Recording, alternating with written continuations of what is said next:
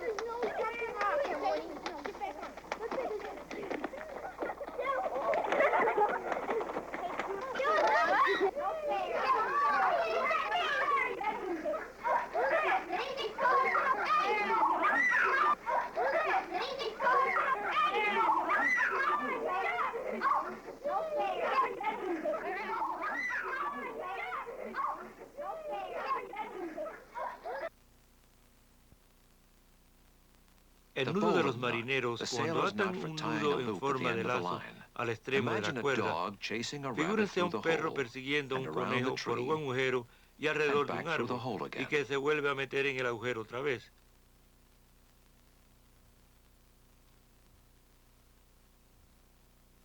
Esto es lo que parece si el perro corre un poquito más rápido.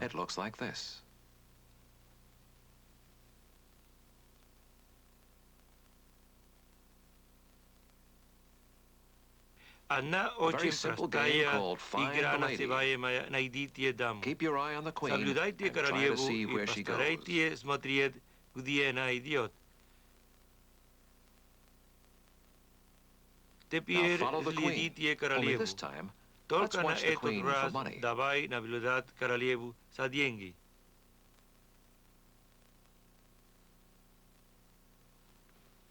Извините. Sorry.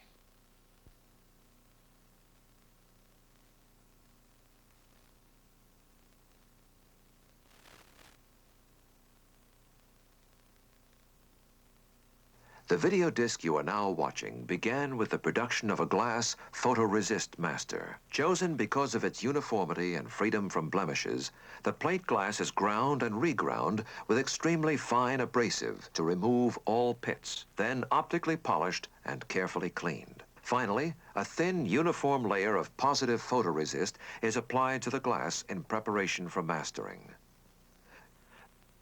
Either videotape or film can be used as program source material, and all master recording is done in real time. Here we see the actual recording of an optical video disc master. The program material is being supplied by a helical scan videotape machine. The blue beam of light, modulated to carry the program material and critically focused by the optical system, records the information on the photoresist-coated glass master disc. The sound and picture information are combined in an FM signal, used to modulate a laser beam which alternately blocks or passes the beam focused onto the photoresist layer of the rotating master disc. Discrete microscopic areas are exposed at rates of up to 10 million per second. Development of this exposed photoresist layer creates microscopic holes in a spiral pattern known as the track. Each revolution of the track is separated by only 65 millionths of an inch.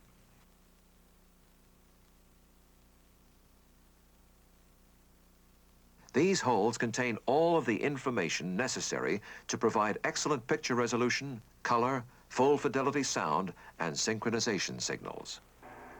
Once the master photoresist has been recorded and developed, the recording surface is metallized with an evaporated metal coating, after which additional electrochemical processing produces a nickel mother, as well as a submaster identical to the master.